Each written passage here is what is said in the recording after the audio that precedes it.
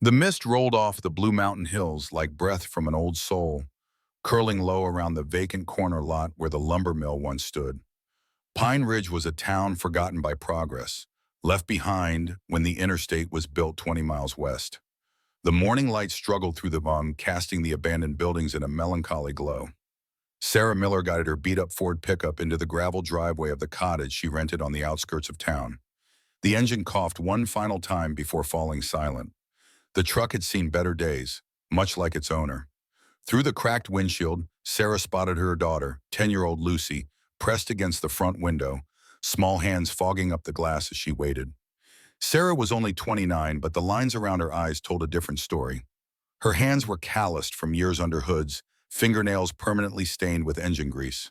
Every movement carried the weight of a single mother's exhaustion and unwavering love.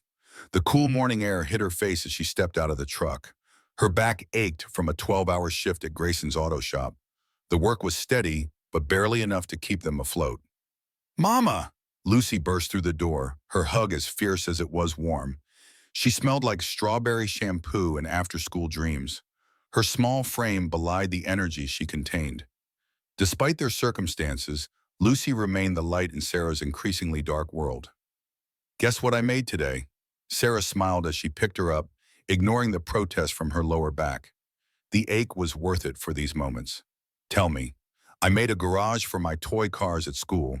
It has a secret room where the special cars live. The teacher said I have a big imagination." Sarah's throat tightened. Even Lucy understood some things were too precious to leave out in the open. The irony wasn't lost on Sarah that her daughter's imagination built what reality couldn't provide: a safe place for treasures. That evening, after a dinner of hamburger helper stretched with leftover pasta, Sarah helped Lucy with her homework at the rickety kitchen table. The overhead bulb buzzed faintly. The cottage was small, drafty, and patched together with hope and duct tape, but it was theirs. For now, they laughed over Lucy's spelling words, but Sarah's mind was elsewhere. The rent was due in 5 days. The electric bill had a red stamp this month, and Lucy's asthma medication needed refilling. Another $60 they didn't have. Lucy's small inhaler sat on the counter, a constant reminder of Sarah's greatest fear.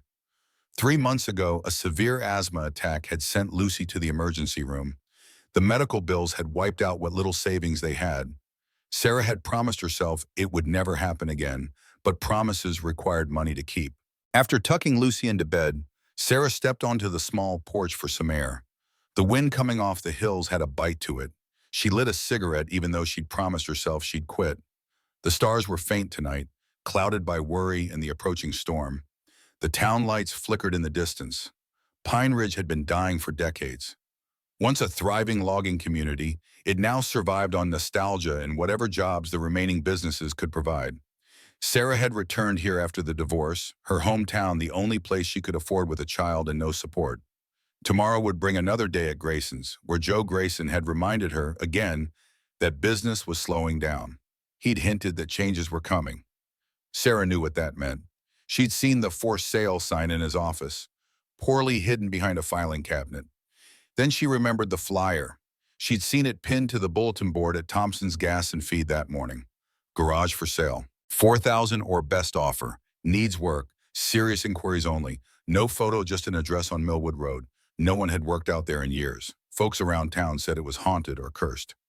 Sarah didn't believe in either, just poor maintenance and unpaid taxes. She went back inside and pulled the flyer from her purse. The paper smelled like motor oil and possibility. Lucy was fast asleep, one hand still clutching her favorite stuffed rabbit. Sarah stared at the phone number at the bottom of the page. She didn't know what made her do it, but she dialed. A man answered on the third ring, his voice rough with age or whiskey or both. "Yeah? Hi, I'm calling about the garage on Millwood." The line went quiet for a moment. "You want to see it?" Sarah hesitated, then said, "Yeah, I think I do." By sunrise the next morning, she was standing in front of it. The place looked every bit as forgotten as she'd imagined. The aluminum siding was sun-bleached and curling. The bay doors were rusted shut. A faded sign hung crookedly above the entrance. Davidson Auto, Esther, 1959. The man from the phone, Jack Reynolds, was already there, thin as wire and wrapped in a denim jacket 2 sizes too big. His face was weathered, eyes sharp despite their roomy appearance. He looked Sarah up and down, surprise evident in his expression. Probably expected a man. She ain't pretty. He unlocked the padlock with a key that looked as old as he was. But she's solid. Roof don't leak much. Inside, it was a cave of shadows and stale air. Sarah stepped through carefully, boots crunching on broken glass and dried leaves. Light filtered through dust-coated windows, and in that soft gold haze, she saw more than a ruin. She saw steel beams that hadn't rusted, concrete floors that hadn't cracked, and tools. Dozens of tools hung neatly on pegboards like someone had walked away mid-shift and never returned.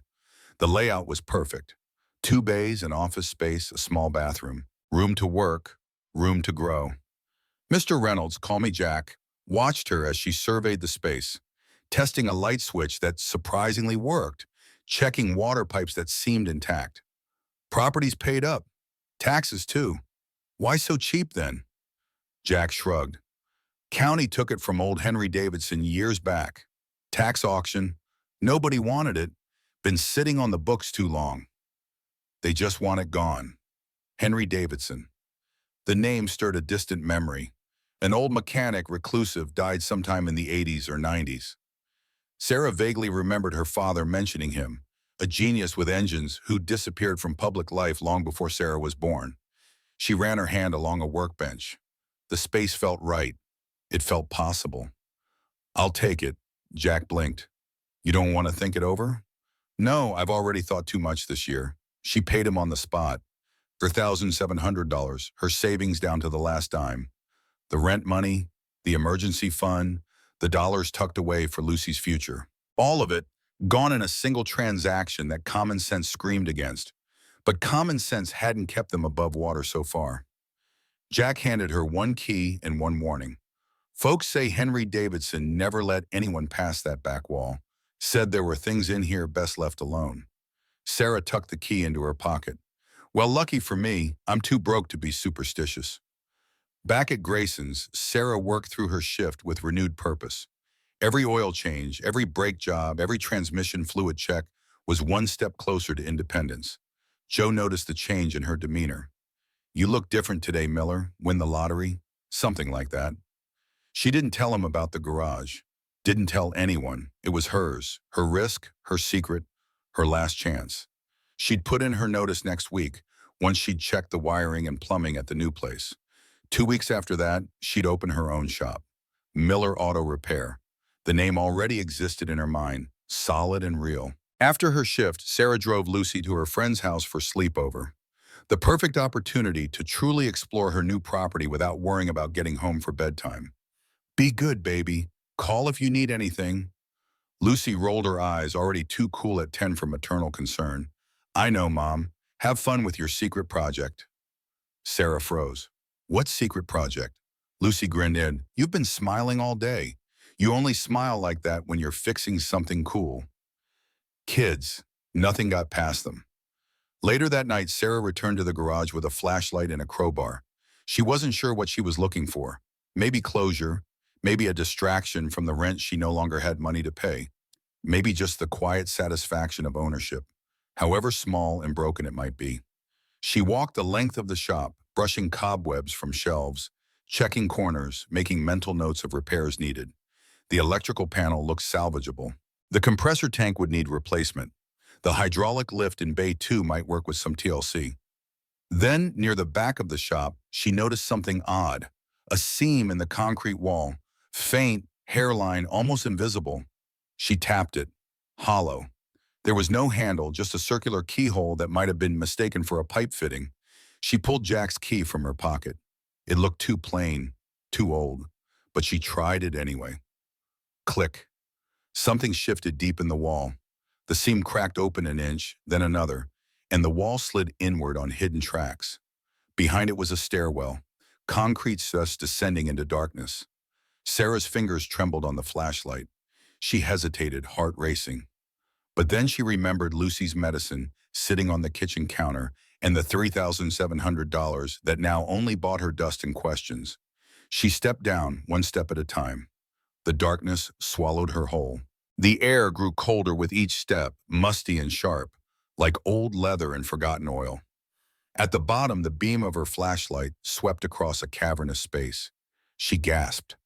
Rows of shapes stretched into the shadows, large, curved, covered in heavy cloth. Dozens of them. Hoods, fenders, windshields, the unmistakable silhouettes of automobiles. She stepped closer, the soft echo of her boots the only sound in the underground vault. She reached the first shape, fingers trembling, and slowly peeled back the cover. Her breath caught in her throat. A Ferrari 250 GT California, cherry red, polished to perfection. Its body gleamed beneath a layer of time, untouched by dust or age. The chrome detailing shimmered under the flashlight, reflecting her wide-eyed expression back at her. Sarah stumbled backward. This was impossible. A car like this was worth millions. She rushed to the next one, pulled back the cover. A Porsche 356 Speedster, immaculate. Then another, a Mercedes 300 SL Gullwing, its iconic doors like wings ready for flight. She moved faster now, pulling back covers in disbelief. Bugatti Type 57, Aston Martin DB5, Shelby Cobra, Jaguar XK120. It was like walking through the dreams of every car lover on Earth. Each vehicle pristine, each one worth a fortune. She stopped in the center of the room and turned in a slow circle. They were everywhere, at least 30 of them. Every cover she pulled revealed something rarer, something more impossible than the last. Some of these cars she had only ever seen in magazines. Some she'd thought were lost to history. Each vehicle had a small brass plaque beside it. Each plaque had a year, a model, and restoration notes, all meticulously documented. At the far end of the underground room there was a desk, an old-school, solid oak desk with a green banker's lamp. Sarah approached it cautiously, her legs still shaky from the shock. On top, a leather-bound ledger sat open. She brushed the dust off and leaned in. Collection log, Henry Davidson. Every car was listed, purchase date, parts used, hours logged, condition, estimated value. At the bottom of the last page, one line had been added in shaky handwriting. Collection complete, 34 vehicles. Estimated total value, $18,300,000. Secure until ready. Sarah sat down hard in the wooden chair behind the desk, her breath shallow, heart pounding. $18 million. And that was in the 1980s, based on the date of the final entry. Today, these cars would be worth, she couldn't even fathom it. 100 million? More? She pressed her hand to her chest as if that would stop it from hammering out of her ribs. Her fingers trembled against the page. This wasn't a garage. It was a sanctuary, a museum, a time capsule sealed away beneath a crumbling shop on the edge of a forgotten town. And for reasons she couldn't begin to understand, it now belonged to her. She looked back at the cars, silent in regale and under their fitted covers. Why? Why would Davidson hide all this? Why not sell one, just one, and live comfortably? Why entomb a fortune while the town around him faded? Sarah's eyes burned, not from the dust, but from the enormity of it, from the weight of what she'd stepped into. A mechanic with grease under her nails, behind on rent, raising a daughter alone, now sat in the middle of a secret worth more than the entire town of Pine Ridge combined. And no one knew, no one. Morning light had begun to seep through the broken window panes upstairs when Sarah finally emerged from the vault. She sat in the driver's seat of her truck, hands gripping the wheel, staring out at nothing. A million questions swirled in her mind. Was it legal? Could she even touch those cars? Did the world out there have any idea what was under her feet? She reached over and opened the glove box, pulled out the flyer she'd first seen at Thompson's. She stared at the price again. $4,000. She let out a short, shaky laugh. What the hell did I just buy? The morning haze hadn't lifted from Pine Ridge when Sarah stepped back into the garage the next day. She'd barely slept. Her dreams had been a tangled mess of spinning tires and flickering headlights, of Lucy asking questions Sarah couldn't answer. She stood silently in the bay, breathing in the cold, oil-stained air. The garage didn't feel the same anymore. Yesterday it had been an old building she could barely afford. Today it was a vault, a secret, a burden. She walked toward the hidden door, hesitating before inserting the key again. The wall slid open with the same quiet precision. She descended the steps, no longer afraid but overwhelmed by the responsibility. The cars waited in their silent rows. Sarah walked among them, no longer pulling covers, but simply trailing her fingers over the fabric. She knew what lay beneath now, knew their worth, their rarity, their history. At the oak desk, she opened the ledger again, hoping there was something she'd missed. An explanation, a purpose, a plan. She flipped back a few pages, and there it was. Half a page, written in a different hand. Sloppier, more personal. If you're reading this, then I didn't make it back. And if you bought this place, then you've already paid more than I ever asked from anyone in my life. These cars, they were supposed to be my redemption, my apology to a world I abandoned. Each one saved, restored, preserved. A beauty that would outlast me. But life got small. Time ran out. I hid them because people ruin beautiful things when they chase money. Maybe you're different. Maybe you'll do what I couldn't. You found them because you look deeper than most. That means something. Don't waste it. Henry. Sarah read it 3 times before she could move. Her fingers gripped the page like it might vanish. Her throat tightened. She wasn't just standing in someone's collection. She was holding a second chance. Not just for her, but for what this place could mean to others. Back upstairs, she opened the bay doors and stood in the sunlight. She stared at the road. No one was coming. No one knew. She could keep the secret, sell the cars off slowly, quietly, pay off debt, move Lucy into a real home, maybe even buy a house with a porch swing in working heat. But something about that felt wrong. These cars weren't just assets. They were stories. They were memories made of metal and craftsmanship, each one touched by hands that had cared. Someone had poured love into every curve, every engine, every chrome mirror, and Davidson had chosen to hide them from the world. Until now, Sarah looked down at her grease-stained hands, hands that had twisted bolts and rebuilt carburetors and bled for every dollar earned. She wasn't rich, but she understood machines.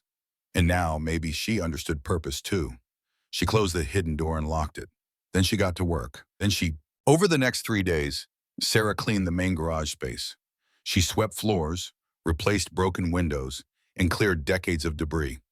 She fixed the compressor, tested the lift, and organized the tools that Henry had left behind, all while keeping the secret door locked and untouched. She needed to think, needed a plan, needed to understand what she'd found before she could decide what to do with it. On the 4th day, she put in her notice at Grayson's. Joe looked at her like she'd lost her mind. "You're quitting? In this economy? With a kid?" Sarah met his gaze steadily. "I bought the old Davidson place on Millwood. I'm opening my own shop." Joe laughed, then realized she was serious. "That wreck? Miller, you can't be serious. That place has been empty for 30 years. Probably needs 50 grand just to get it up to code. I'll manage." Joe's expression shifted from amusement to concern. "Look, I know things have been tight. I can give you a raise. Not much, but something. Don't throw everything away on a pipe dream." Sarah just smiled. "Sometimes pipes dream back, Joe." He shook his head as she walked away, muttering about single mothers and midlife crises. That evening, Sarah picked Lucy up from school. Her daughter's face lit up when Sarah told her they were taking a detour. "Where are we going?" "I want to show you something. My secret project." The garage looked different in the late afternoon light, less abandoned, more expectant.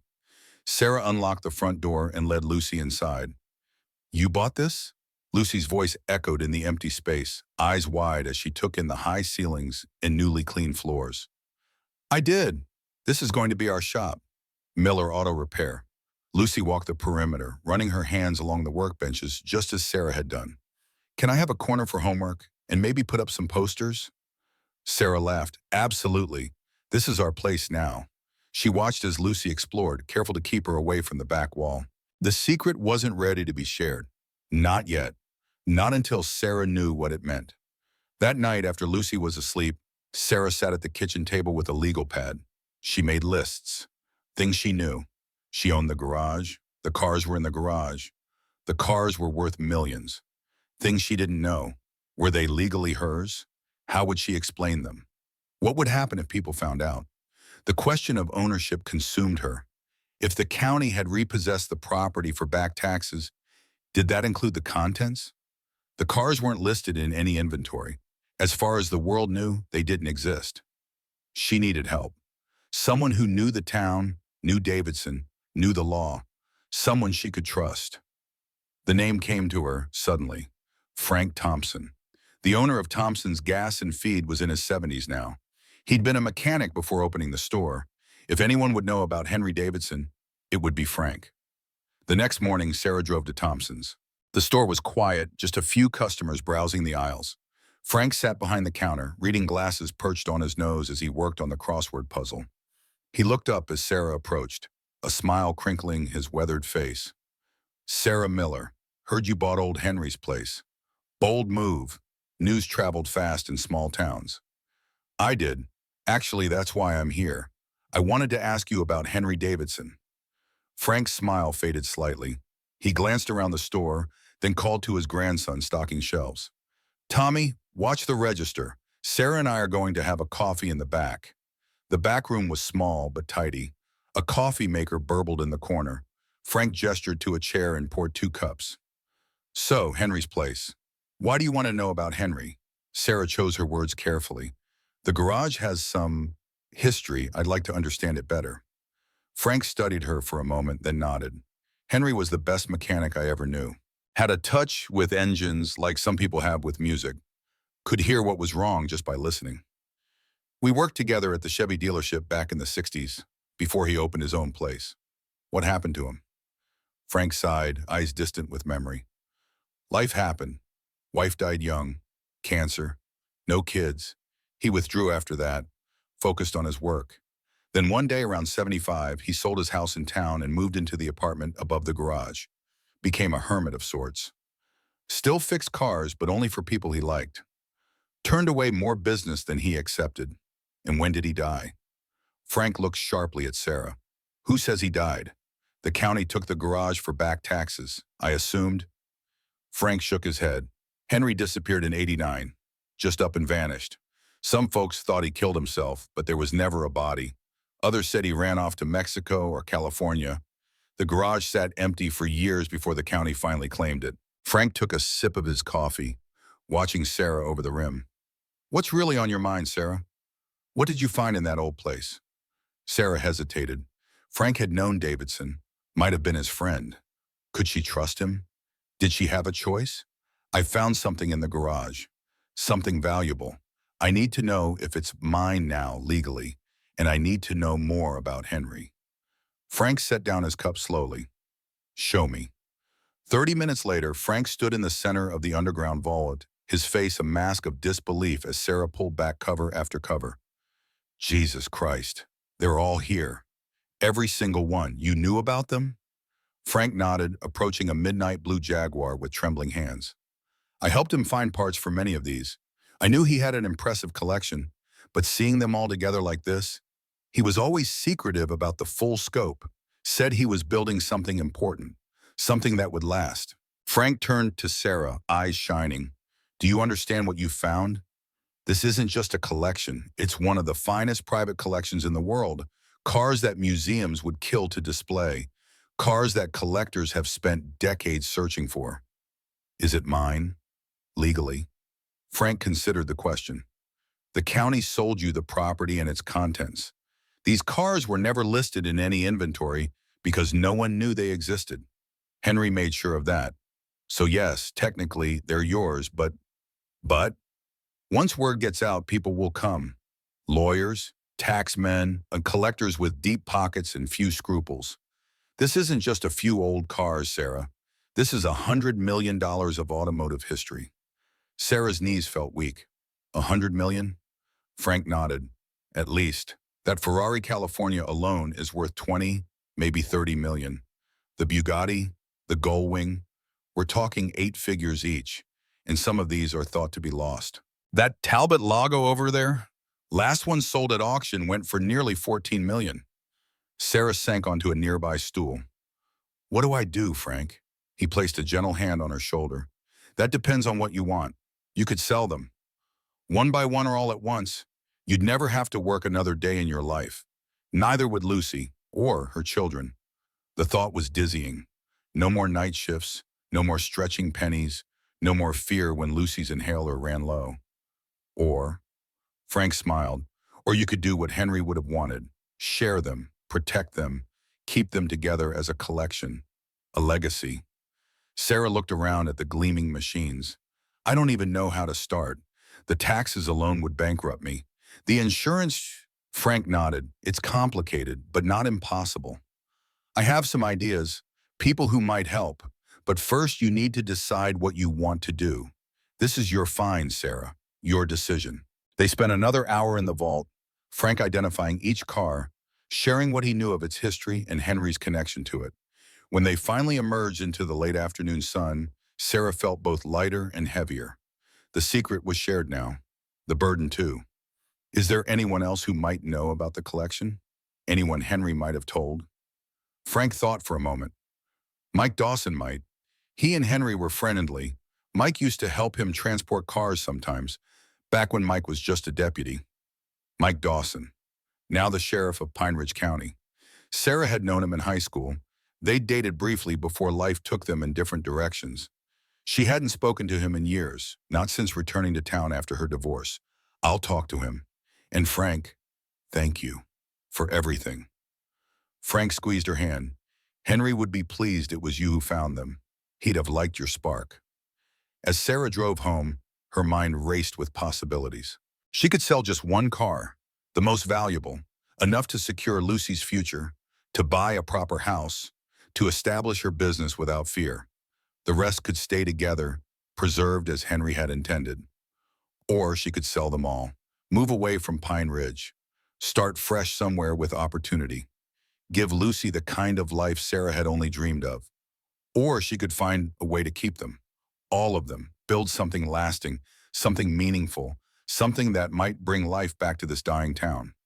Lucy was waiting on the porch when Sarah pulled up, homework spread across the steps. She looked up, face brightening. Can we go to the garage again? I want to see where my homework corner will be. Sarah smiled, pushing aside the weight of her secret for now.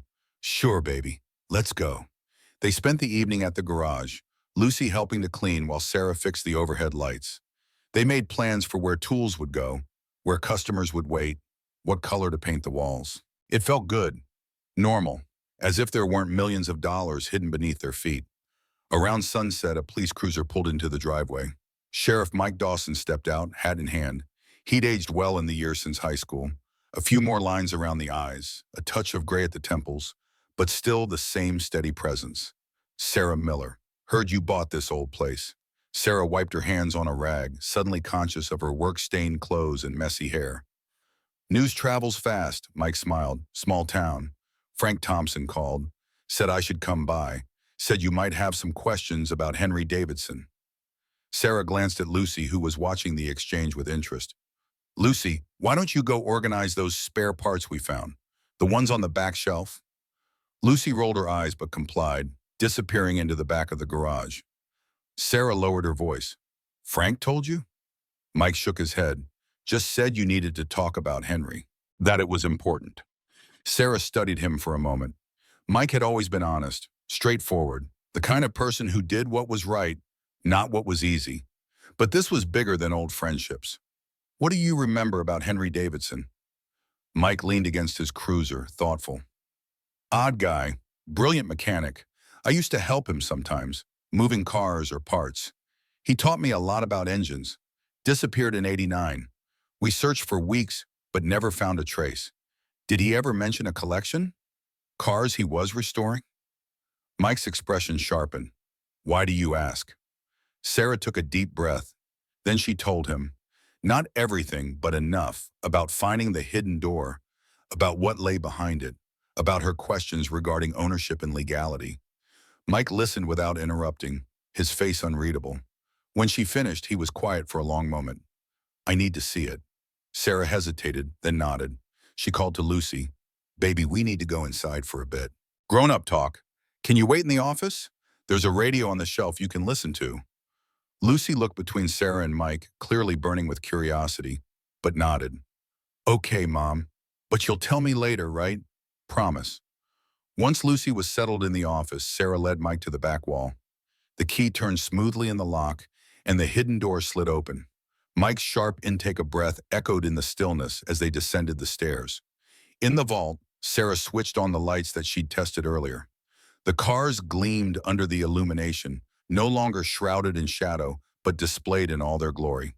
Mike moved slowly among them, face a mixture of awe and disbelief. He stopped at a midnight blue Aston Martin, running his hand reverently along its fender. He told me about this one, said it had belonged to a British diplomat. I thought he was making it up. He turned to Sarah, expression serious. Do you understand what you found? Sarah nodded. $100 million worth of trouble. Mike almost smiled. That's one way of putting it. These cars, Sarah, this is one of the most valuable collections I've ever heard of. And it's been sitting here under our noses for decades. Is it mine, legally? Frank seemed to think so, but Mike considered the question carefully. The county sold you the property and contents. These cars were never inventoried because no one knew they existed. So technically, yes, they're yours, but once word gets out, people will come. Exactly. And not all of them will have good intentions. Some of these cars might have complicated histories. Ownership disputes, insurance claims from decades ago. Sarah hadn't considered that. What if some of these cars had been reported stolen? What if there were claims against them that had never been resolved? What would you do if you were me? Mike walked to the desk, examining the ledger that Sarah had left open. I'd be careful, very careful. These cars aren't just valuable because they're rare. They're valuable because they've been lost. Once they're found, the spell is broken, something like that. Mike looked up from the ledger, his gaze steady. Whatever you decide, you'll need help. Legal help, security, expertise. I can't afford any of that. You can't afford not to have it. Not with what's at stake. Sarah felt the weight of the decision pressing down on her. The responsibility, the risk, the potential. Mike seemed to sense her turmoil. You don't have to decide everything tonight, but you should secure this place better. And you should talk to a lawyer, a good one, not just a local guy. I can recommend someone. Sarah nodded, grateful for the practical advice. Thank you, Mike, for everything. He held her gaze for a moment longer than necessary. Henry would have liked you. You have the same determination. As they climbed back up the stairs, Sarah could feel Mike watching her, evaluating. At the top, he paused. One more thing. Henry left something with me once. Said if anything ever happened to him, I should give it to whoever found his treasure. I always thought he was talking nonsense. He reached into his pocket and pulled out a small key. Different from the one that opened the vault door. Smaller, more intricate. I don't know what it opens, but I think it's yours now. Sarah took the key, its weight insignificant in her palm but heavy with implication. Thank you. Mike nodded once, then turned to leave. At the door, he looked back. Be careful, Sarah. What you've found, it could change everything. For you, for Lucy, for this whole town. After Mike left, Sarah sat with Lucy in the office, the radio playing softly in the background. Her daughter leaned against her, sleepy but content. Mom, are we going to be okay? The question caught Sarah off guard. Had Lucy sensed her worry, her uncertainty? She hugged her daughter closer. Yes, baby. We're going to be more than okay. Back home, after Lucy was asleep, Sarah examined the key Mike had given her. It was small, possibly for a lockbox or a desk drawer. But where?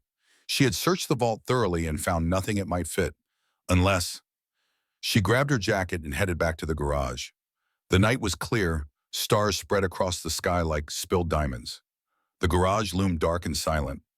Sarah unlocked the front door, switching on only a single light to avoid attracting attention.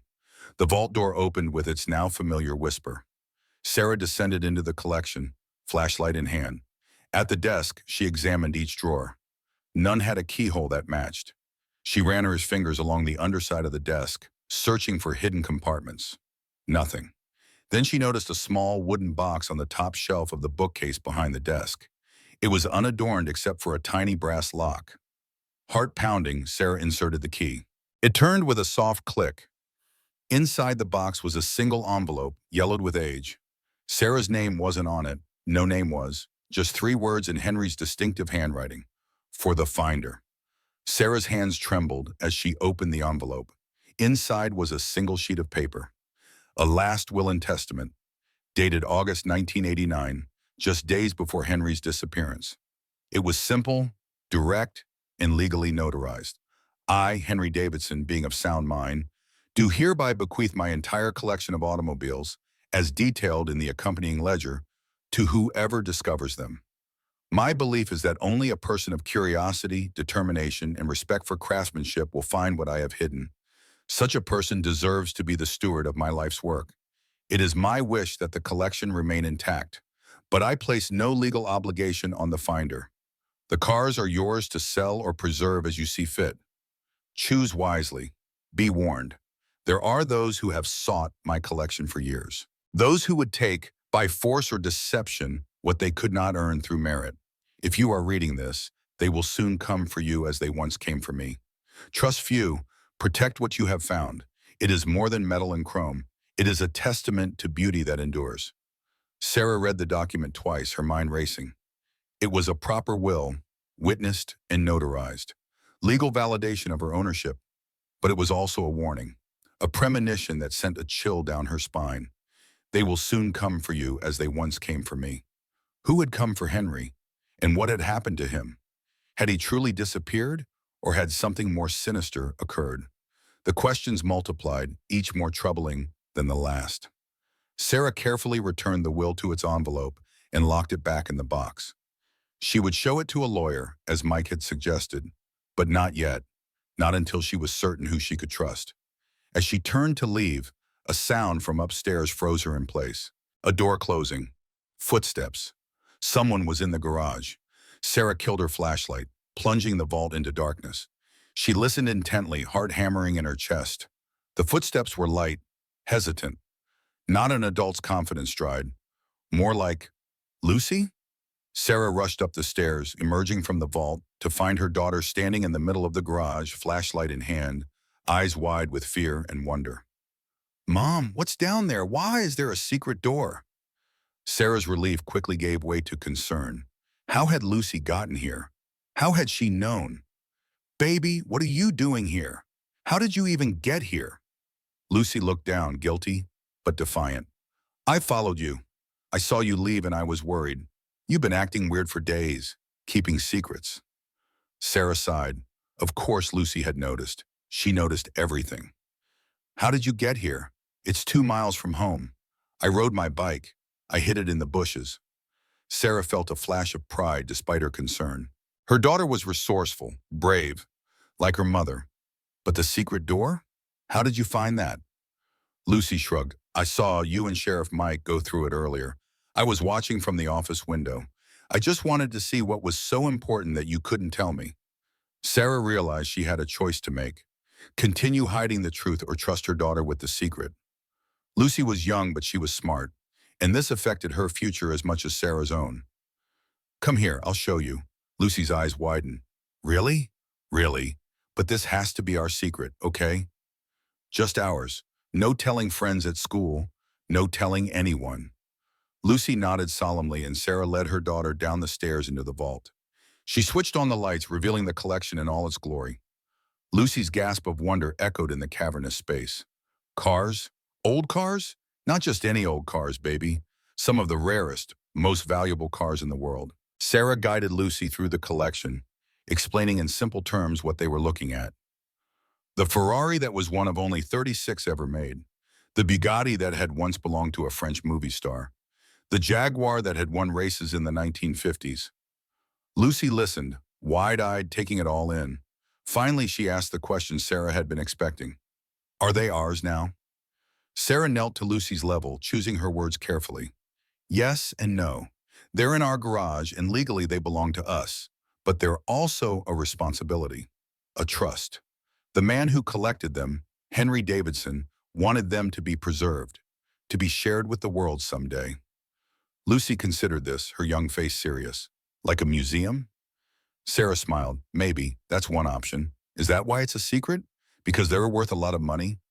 More money than you can imagine, baby. And yes, that's why it's a secret. For now, until we decide what to do. Lucy walked around the Ferrari, studying it with the unfiltered appreciation of childhood. They're beautiful, like sculptures, but better because they can go places. Sarah felt a surge of love for her daughter. Even at 10, Lucy understood something fundamental about these machines, something that Henry Davidson had understood too. That's exactly right. They're art that moves. They spent another hour in the vault, Lucy asking questions about each car, Sarah answering as best she could with her mechanic's knowledge. As they prepared to leave, Lucy placed her small hand in Sarah's. Mom, I think we should keep them. Make a museum like you said. People should see them. Sarah squeezed her daughter's hand. We'll see, baby. We've got some big decisions to make. As they climbed the stairs, Lucy suddenly stopped. Mom, who's that? Sarah looked up to see a figure silhouetted in the garage doorway, a man, tall and imposing. For a heart-stopping moment, she thought it might be Mike returning, but the shape was wrong, the stance unfamiliar. The figure stepped forward into the light, revealing an elderly man in an expensive suit, his silver hair immaculately styled. He carried a walking stick that seemed more accessory than necessity.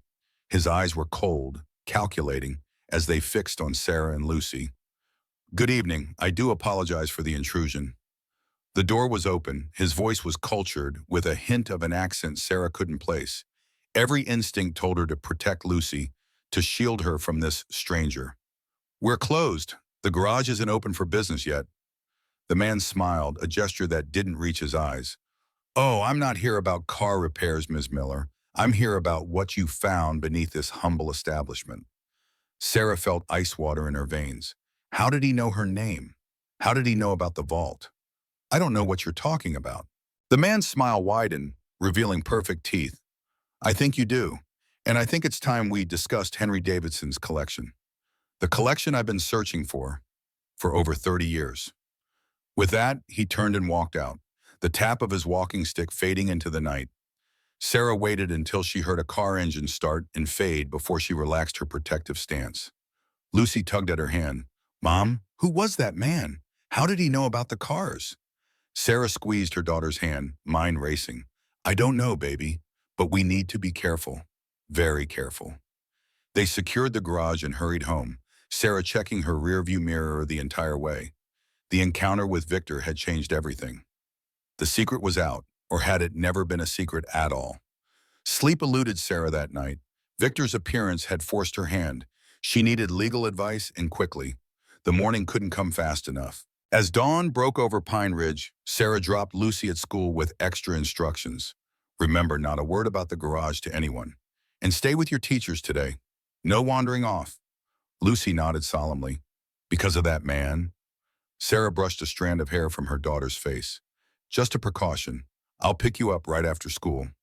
Sarah's first stop was Thompson's Gas and Feed. Frank needed to know about Victor's visit. The elderly mechanic listened gravely as Sarah recounted the encounter. Victor Harrington, I've heard that name. He's a collector. High-end stuff. Ruthless reputation. How would he know about the cars? Frank sighed, suddenly looking every one of his 70 years. Henry had partners once, early on. Investors who helped him acquire some of the rare pieces. Maybe this Harrington was one of them. Did Henry cheat them? Frank shook his head firmly. Henry was many things, but dishonest wasn't one of them. Something else happened. Something that made him hide the collection and disappear. Sarah glanced at Victor's business card. It listed only his name and a phone number. No company, no address. I need legal advice, Frank. Someone who knows property law, inheritance, tax issues, all of it. Frank thought for a moment. Emma Carter, best lawyer in the county. Discreet, too. She handled my divorce 20 years back. An hour later, Sarah sat in the modest offices of Carter Legal Services. Emma Carter was younger than Sarah had expected, maybe 40, with sharp eyes behind stylish glasses and a no-nonsense demeanor that inspired confidence. Property acquisition, undisclosed assets, potential ownership disputes. Sounds like you've stepped in something complicated, Ms. Miller. Sarah took a deep breath. You have no idea. She told Emma everything. The garage purchase, the hidden vault, Henry's will, Victor's appearance. Emma listened without interruption, taking occasional notes. Let me see the will. Sarah handed over the document she'd retrieved from the hidden box. Emma examined it carefully. This appears legitimate, properly witnessed and notarized. If authentic, it gives you clear title to the collection. If Emma set the document down. Wills can be contested, especially when significant assets are involved. If this Harrington claims prior ownership of any vehicles, or if Henry Davidson has living relatives who weren't aware of the will, they could challenge it. Sarah hadn't considered that possibility. Henry had no children. Frank said his wife died young. Emma nodded. We should verify that. Check for siblings, nieces, nephews, cousins, anyone with a potential claim. The lawyer tapped her pen thoughtfully. The bigger immediate concern is tax liability. If these vehicles are worth what you say, the IRS will want their share. Back taxes, gift taxes, estate taxes, potentially millions. Sarah felt the blood drain from her face. Millions? I don't have millions. I barely had the $700 to buy the garage. Emma's expression softened slightly. There are ways to manage this. Charitable trusts, museum foundations, installment agreements. But we need to get ahead of it before someone else reports the find. Like Victor Harrington, exactly like Victor Harrington. Men like that don't make social calls. He wants something, and he'll use whatever leverage he can find. Sarah leaned forward. What should I do? Emma considered for a moment. First, we verify the will's authenticity and search for any living relatives. Second, we consult a tax attorney about mitigation strategies. Third, we get a professional appraisal of the collection to establish exact value. Sarah nodded, grateful for the clear direction. And Victor? Emma's eyes hardened. Don't contact him. Don't engage. Let me handle any communication. Emma quoted her retainer fee, a sum that made Sarah wince but seemed reasonable given the stakes. Sarah wrote a check using the last of her emergency fund. As Sarah left the office, Emma called after her. Ms. Miller? Document everything. Take photos of each vehicle. Make copies of all paperwork. And be careful. Collections like this have a way of making people desperate. Sarah's next stop was the sheriff's office. Mike Dawson needed to know about Victor's visit. The sheriff listened intently, his concern evident. I'll run a background check on this Harrington, see what comes up, and I'll increase patrols past the garage, though I can't dedicate an officer full-time. Sarah understood. Pine Ridge's small sheriff's department was already stretched thin. Just knowing you're aware helps. Thank you, Mike. He walked her to the door. Sarah, these cars, they're just metal and paint. Don't risk yourself or Lucy for them. The warning was well-intentioned, but Sarah knew it wasn't that simple. The collection was more than just valuable objects. It was history, art, and now her responsibility. After picking up Lucy from school, Sarah drove to the garage. She needed to document the collection as Emma had suggested, and she had a more pressing question. How had Victor known about the vault? Had he been watching them? Or was there another explanation?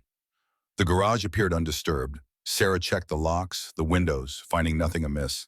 Inside, she led Lucy to the office and set her up with homework and snacks. I need to take some pictures downstairs. Will you be okay up here for a bit? Lucy nodded, already absorbed in her math problems. I'll shout if that creepy man comes back. Sarah smiled despite her worry. That's my girl. In the vault, Sarah began methodically photographing each vehicle, noting details from the plaques beside them. As she worked, she pondered her options. Selling even one car could solve their financial problems forever. The Ferrari alone would bring enough to buy a proper house, pay for Lucy's college, and establish a comfortable life. But something held her back. Henry had spent decades assembling this collection.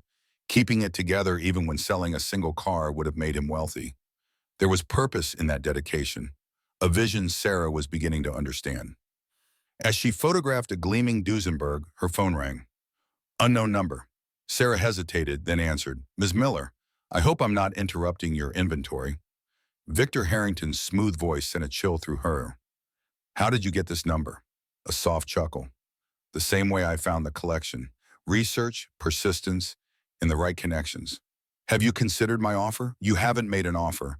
Not explicitly, no, but surely you understand that I'm prepared to be very generous. The collection is worth, shall we say, complications. Sarah's grip tightened on her phone. I've retained legal counsel, Mr. Harrington. Any discussions about the collection should go through her. Another pause. Longer this time. Legal counsel. How provincial. But as you wish. Though I should warn you, others will come. people less willing to negotiate than I am. Henry's treasures have cast a long shadow. The line went dead.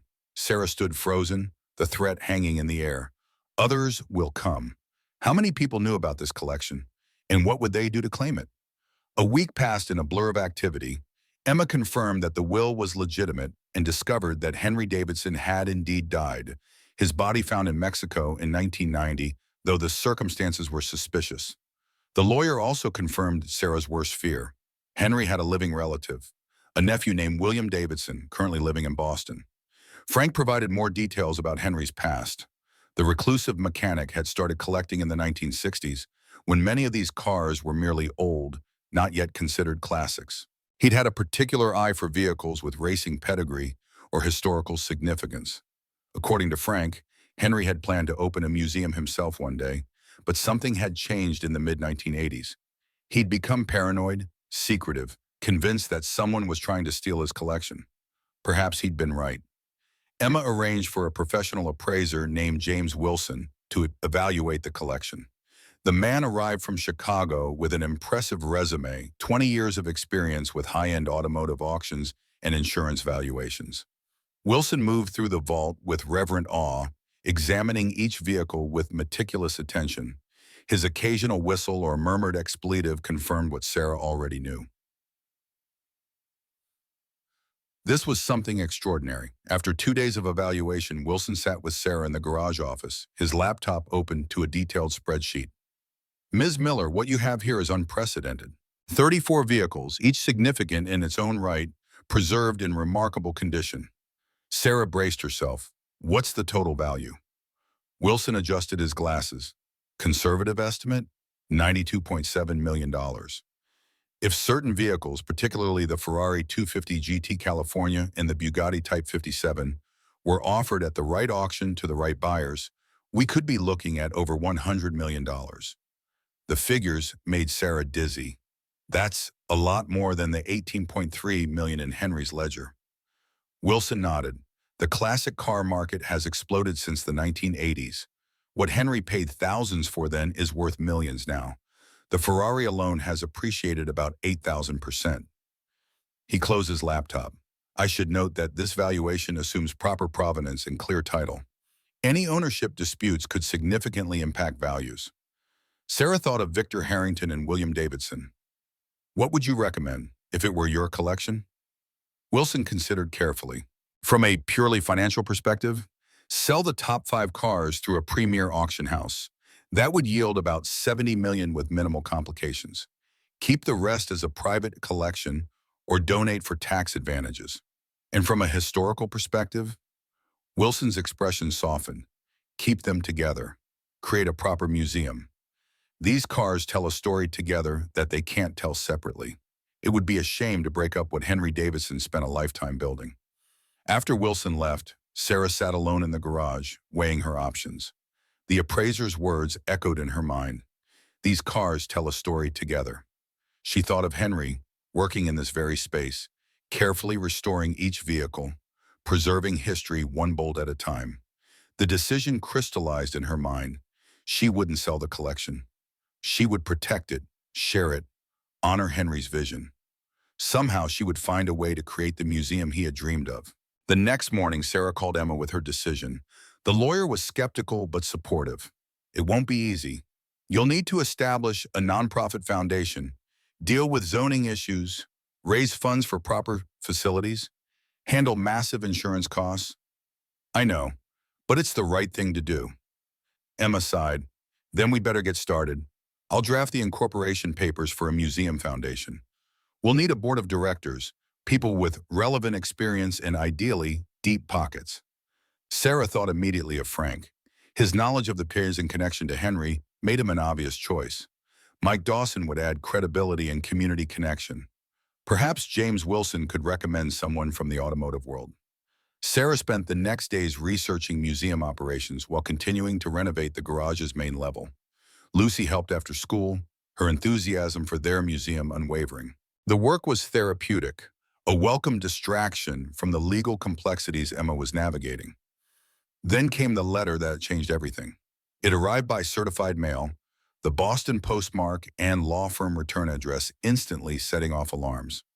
Sarah opened it with trembling fingers.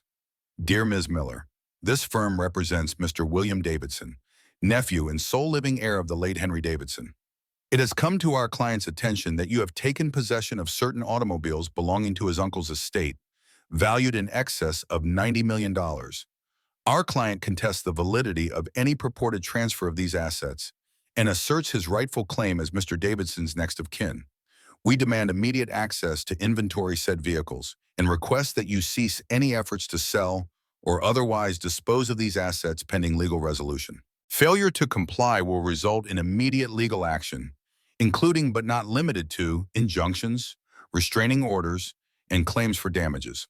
Sincerely, Bradford Kensington, Esquire Kensington, Price and Associates. Sarah called Emma immediately. The lawyer was unsurprised. We expected this. The will gives you strong standing, but William has legal rights to challenge it. This will get complicated. How complicated? Emma didn't sugarcoat it. Years of litigation complicated. Millions in legal fees complicated. And in the meantime, the collection remains in limbo. You can't sell it, move it, or develop it without court approval. Sarah felt the weight of Henry's legacy grow heavier. What options do I have? We fight or we negotiate. Fighting means going all in, financially and emotionally. Negotiating means finding middle ground. Perhaps William gets some cars or a percentage of the foundation. Neither option felt right. The collection should stay intact as Henry intended. And sharing control with someone who saw the cars only as assets felt wrong. Let's fight. The next day brought another surprise visitor to the garage. Sarah was replacing an overhead light when a sleek black Bentley pulled into the driveway. A tall man in his 50s emerged, his tailored suit in imperious manner, marking him as distinctly out of place in Pine Ridge. He approached with a confidence that bordered on arrogance. Sarah Miller? William Davidson, I believe you have something that belongs to me. Sarah descended the ladder slowly, sizing up Henry's nephew. He had none of his uncle's reported warmth or passion. His eyes were cold, calculating, as they surveyed the garage with obvious disdain. Mr. Davidson, I was expecting your lawyer, not you. William offered a smile that didn't reach his eyes. I prefer to handle important matters personally, especially when they involve my family's legacy. Sarah crossed her arms. Your uncle left a will. He wanted the collection to stay together, to be shared with the world. William's laugh was sharp, dismissive. My uncle was an eccentric old man who lost touch with reality. Those cars represent my inheritance, an inheritance I've been denied for 30 years. He stepped closer. Let's be reasonable, Ms. Miller. You're clearly out of your depth. A small-town mechanic with no resources to fight a prolonged legal battle. I'm prepared to be generous, say $5 million to walk away, enough to give you and your daughter a very comfortable life. The offer was tempting. $5 million would solve every financial problem Sarah had ever faced. But it would mean betraying Henry's trust, abandoning the vision that had begun to feel like her own. Your uncle wanted the collection preserved, not broken up and sold off piece by piece. William's face hardened. What my uncle wanted is irrelevant. He abandoned his family, hid assets that should have come to me, and now some random woman claims ownership based on a convenient will that no one knew existed? He shook his head. Take the offer, Ms. Miller. It's the best you'll get. Otherwise, I'll tie this collection up in court until your daughter has grandchildren. Sarah met his gaze steadily. I'll discuss it with my lawyer. William handed her a business card, different from Victor's but equally minimalist. You have 3 days. After that, the offer drops to $3 million. And it keeps dropping. As William drove away, Sarah called Emma again. The lawyer listened to the encounter and sighed. $5 million is a solid offer given the circumstances. The legal battle will be brutal, and there's no guarantee you'll win. I know, but this isn't just about money anymore. What's it about then? Sarah struggled to articulate the feeling that had been growing since she first discovered the collection. It's about doing right by Henry, about preserving something beautiful, about showing Lucy that some things matter more than money. There was a pause on the line. Then we'd better get to work. I've found a tax attorney willing to consult pro bono, and we need to respond formally to William's demand letter. The days blurred into weeks. Sarah divided her time between renovating the garage's main level, documenting the collection, and meeting with Emma and various consultants. The legal complexities multiplied, tax implications, estate issues, foundation regulations. Then came the IRS notice. Dear Ms. Sarah Miller, this letter serves as notification that the Internal Revenue Service has opened an investigation into potentially unreported assets in your possession valued in excess of $90,000. Please contact our office within 15 days to schedule an audit of your financial records and inspection of said assets. Failure to comply may result in liens, penalties, or criminal charges for tax evasion. Emma was furious when Sarah forwarded the letter. William has to be. He tipped them off, hoping the tax burden would force you to sell. Can they seize the cars? Emma's hesitation spoke volumes. Possibly. If they determine inheritance tax is due and you can't pay it, how much would that be? Depending on how they classify the transfer? 20 to 40 million. Sarah felt the room spin. Numbers that large cease to have meaning. That's impossible. I can't possibly pay that. That's exactly what William is counting on. He's trying to force a fire sale where he can swoop in and buy the collection for pennies on the dollar. What can we do? Emma's voice turned determined. Fight on multiple fronts. Contest the classification of the transfer. Establish the museum foundation immediately to create potential tax shelters. And find allies with resources. The next blow came from the town itself. Sarah received notice of an emergency town council meeting to discuss zoning concerns regarding the Davidson property on Millwood Road. William had been busy indeed. The meeting was scheduled for the following evening at the Pine Ridge Community Center. Sarah arrived to find the room already packed. She recognized faces from around town: shopkeepers, teachers, the bank manager, farmers from outlying properties. And in the front row, William Davidson, looking smugly confident. Mayor Jenkins called the meeting to order, his gaze lingering uncomfortably on Sarah. We're here to address concerns about the property at 1420 Millwood Road, the former Davidson garage. It has come to the council's attention that the current owner, Ms. Sarah Miller, intends to establish a car museum at this location, which is zoned for light industrial use, not commercial tourism. Sarah felt the room's attention shift to her. Some faces were curious, others openly hostile. William's expression remained coolly satisfied. Furthermore, there are concerns about traffic, parking, security, and the potential burden on our limited emergency services should such a high-value facility be established in our jurisdiction. Mayor Jenkins adjusted his glasses. Ms. Miller, would you like to address these concerns? Sarah stood, acutely aware of her work clothes and calloused hands among the business attire of the council. But she stood tall, her convictions stronger than her fear. Thank you, Mayor Jenkins. Yes, I intend to establish a museum at the Davidson garage. What I've discovered there is a collection of extraordinary historical significance. 34 classic automobiles preserved in pristine condition by Henry Davidson over decades.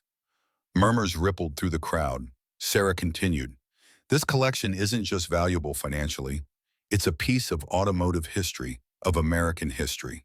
Henry Davidson created something remarkable right here in Pine Ridge, and I believe it should stay here, where it can benefit our community.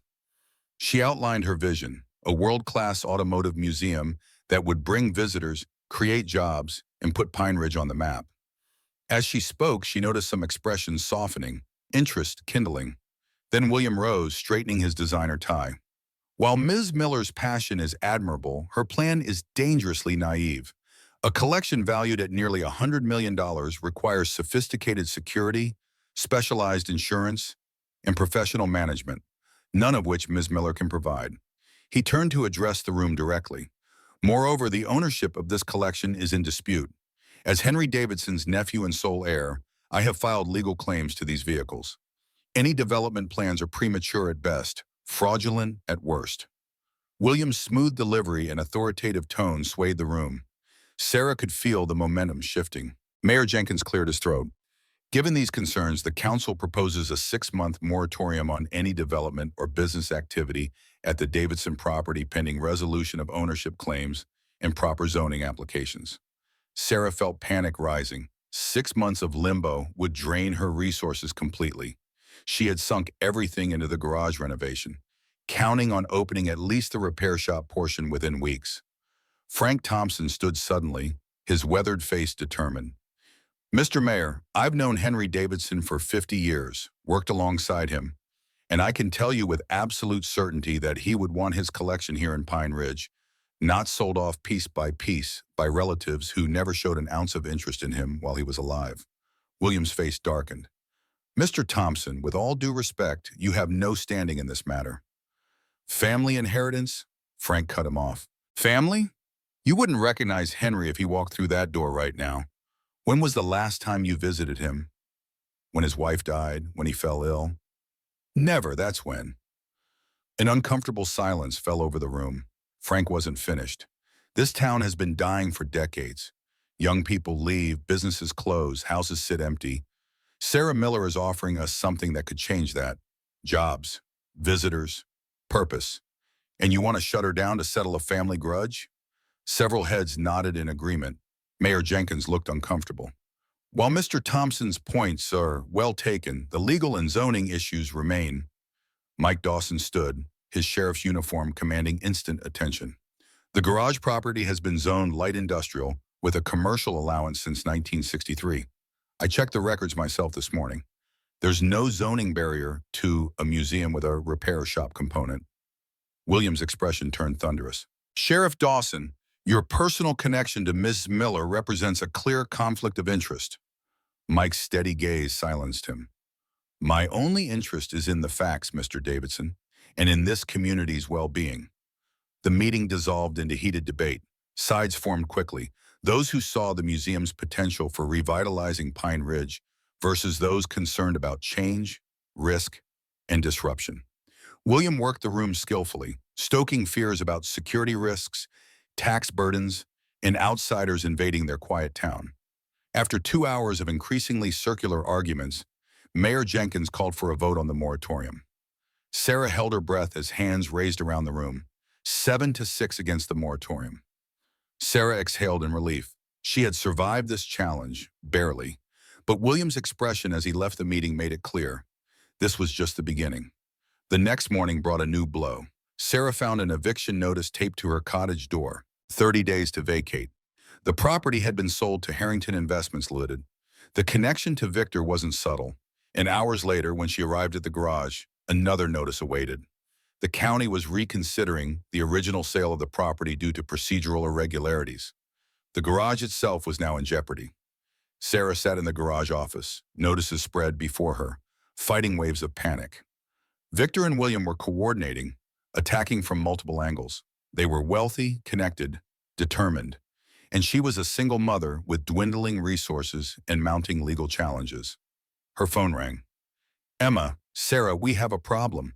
The IRS has scheduled an asset inspection for next week, and I've just received notice that William's lawyers have filed for a temporary restraining order preventing any movement or sale of the vehicles. Sarah closed her eyes, fatigue washing over her. What do we do? Emma's voice was grim. We need resources, serious resources. Legal teams, tax specialists, political connections. The kind of firepower that William and this Harrington character have. Sarah thought of her empty bank account, maxed out credit card, and the stack of bills waiting at home. I don't have those resources, Emma. I'm running on fumes here. There was a long pause. There might be one option. It's not ideal, but it could buy us time and leverage. What? Sell one car, just one. The Ferrari would bring enough to fund the legal battle and establish the foundation properly. The suggestion hit Sarah like a physical blow. Break up the collection? The very thing she'd promised herself she wouldn't do? I can't. It would betray everything Henry wanted. Emma's frustration was evident. Henry's not here, Sarah. You are. And you're about to lose everything. The collection, your home, maybe even custody of Lucy if they paint you as financially irresponsible in court. One car to save the rest.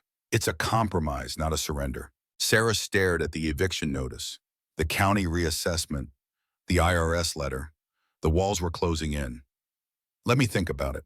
That evening, as Sarah helped Lucy with homework, trying to maintain normalcy despite their crumbling circumstances, Frank Thompson called. Sarah, need to see you. Important. My place, 1 hour.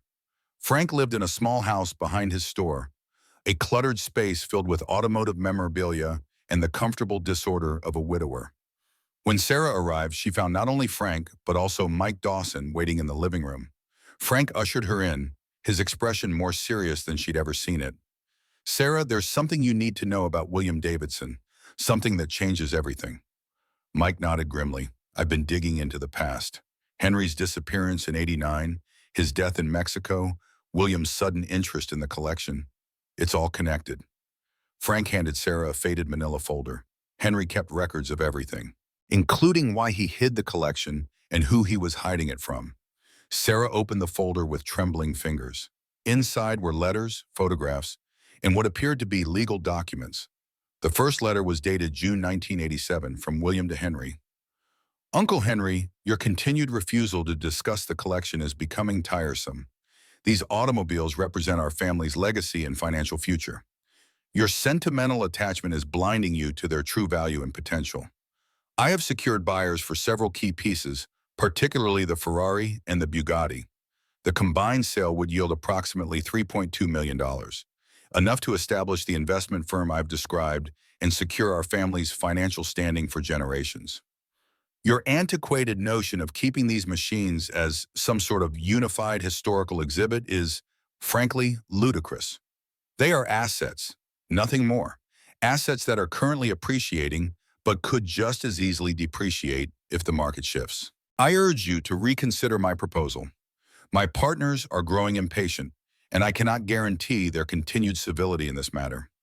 William Sarah looked up, stunned. He wanted to sell the collection even back then, against Henry's wishes.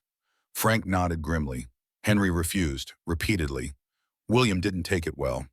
Mike took over. According to my investigation, William formed a partnership with Victor Harrington in 1988. They began pressuring Henry to sell, first with offers, then with threats. Henry began hiding the most valuable cars, moving them to the vault he'd built beneath the garage. Frank's expression darkened. In early 1989, there was a break-in at the garage. Henry was attacked, badly beaten. Nothing was stolen because the cars were already hidden. But Henry knew they would keep coming. Sarah felt cold dread settling in her stomach. So he disappeared, made them think he'd taken the collection with him. Mike nodded. He fled to Mexico, lived under an assumed name, but they found him eventually. His death was ruled accidental, a fall from a hotel balcony. Mexican authorities didn't investigate too deeply. Sarah stared at the documents, horrified. William had his own uncle killed? For cars? Frank shook his head. We can't prove that, but the timing is suspicious. And now, 30 years later, William and Victor have resurfaced, working together again. Sarah spread the documents across Frank's coffee table. Why show me this now? Mike met her gaze steadily. Because you need to understand what you're dealing with. These aren't just aggressive businessmen. They're dangerous, and they'll do whatever it takes to get those cars. Frank placed a hand on Sarah's shoulder. Henry knew this day would come. That's why he created the will, the hidden box, the clues. He was setting a trap for William and Victor, a trap that needed the right person to spring it. Sarah felt overwhelmed by the revelation. But why me? I'm nobody, just a mechanic who happened to buy a garage. Frank smiled sadly. Henry believed that whoever found the collection would have the right combination of curiosity, respect for craftsmanship, and moral compass to protect it. He chose you, Sarah, not by name, but by character. The weight of responsibility settled more firmly on Sarah's shoulders. This wasn't just about cars anymore. It was about justice for Henry, for what these men had taken from him. What do I do now? Mike leaned forward. We fight, but smart. These documents give us leverage, but we need to be careful how we use it. If William and Victor realize what we know, they might accelerate their plans. Frank nodded in agreement. There's one more thing, something Henry told me before he disappeared. A failsafe. Frank reached into his pocket and withdrew a small key, similar to the one Mike had given Sarah, but with subtle differences. This opened something in the vault, something even I don't know about. Henry said it was insurance, proof that would protect the collection if anything happened to him. Sarah took the key, turning it over in her palm. What does it open? Frank shook his head. He never said, just that when the time came, the right person would know. As Sarah drove home, her mind raced with possibilities. What had Henry hidden? And how would it help her now, with William and Victor closing in from all sides? The eviction notice, the IRS audit, the county's sudden interest in the property sale, they were all connected, all orchestrated, a coordinated attack designed to overwhelm her, force her to surrender. But now she had something they didn't know about, a potential ace in the hole. If only she could figure out what it was. Back at the cottage, Sarah found Lucy waiting up, her small face serious in the dim light. "Mom, are we going to lose our house?" Sarah sat beside her daughter, pulling her close. "Things are complicated right now, baby, but I promise you, we're going to be okay." Lucy looked up, her expression far too knowing for a 10-year-old. "Because of the cars?" Sarah nodded. "Partly because of the cars, and partly because of the people who want them." Lucy was quiet for a moment. "Those men, the ones in the fancy suits, they're bad people, aren't they?"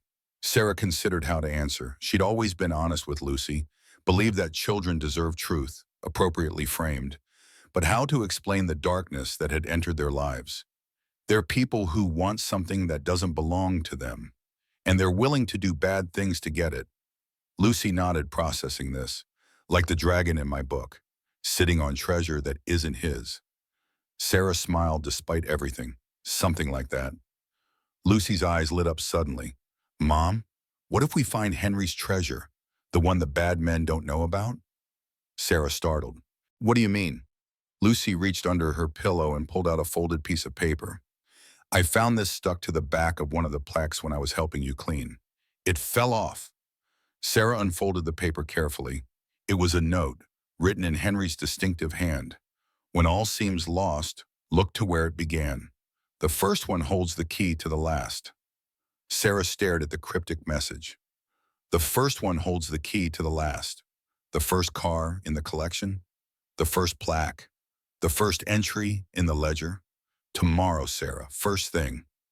She tucked Lucy in, her mind racing with new possibilities. Whatever Henry had hidden, whatever protection he had put in place, she would find it. She had to. Everything depended on it. As she sat at the kitchen table that night, studying the documents Frank had given her, Sarah felt a strange calm settling over her. The odds were overwhelming, the enemies powerful, the stakes impossibly high. But for the first time since discovering the collection, she felt like she was exactly where she was meant to be. Henry Davidson had believed that the right person would find his life's work, that they would protect it, share it, honor it. Sarah Miller, single mother, struggling mechanic, unlikely guardian of automotive history, was that person, and she would not fail. Dawn broke over Pine Ridge with a hazy glow, the early summer light filtering through the morning mist. Sarah stood in the vault beneath the garage, Lucy at her side, both staring at the elegant lines of the first car Henry had acquired, a 1953 Aston Martin DB2. According to the ledger, this was where it all began. "The first one holds the key to the last," Sarah murmured, examining the car carefully. Lucy walked around the vehicle, her small hand trailing reverently over the custom cover. "Maybe it's not about the car itself, Mom. Maybe it's about what's inside it." The insight struck Sarah like a thunderbolt.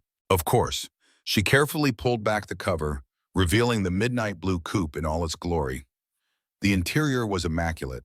Tan leather seats, wooden steering wheel, analog gauges gleaming in the subdued light. Sarah leaned in, examining every inch of the cabin. The glove compartment was empty, nothing under the seats, nothing unusual about the dashboard. "Mom, what's the last car in the collection?" Lucy asked suddenly. Sarah consulted the ledger. A 1967 Lamborghini Miura, the last one Henry acquired before he disappeared. They moved to the far end of the vault where the Lamborghini sat under its protective cover.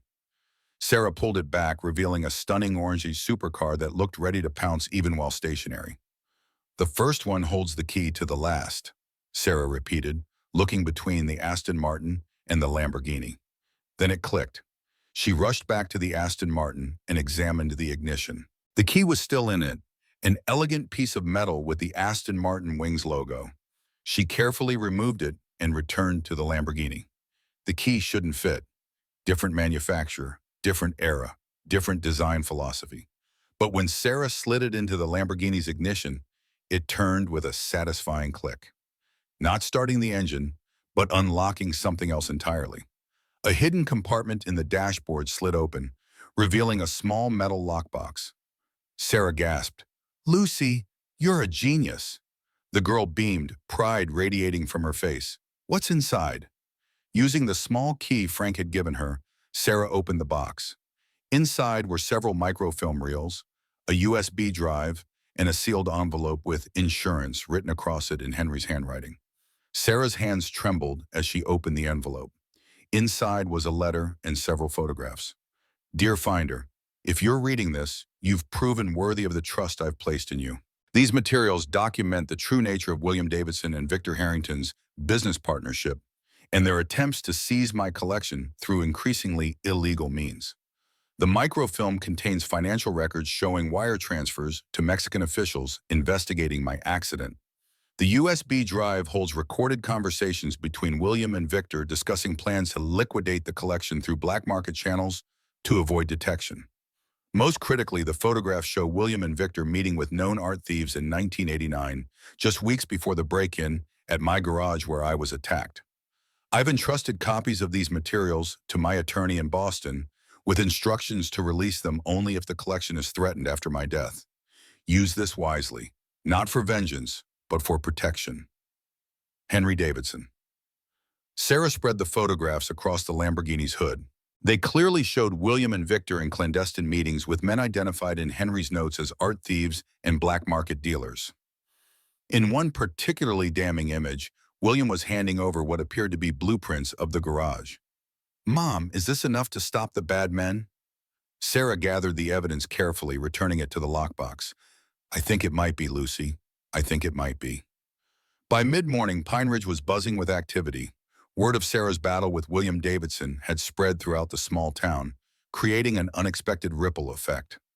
Residents who had never spoken to Sarah were stopping by the garage, offering everything from legal advice to home-cooked meals.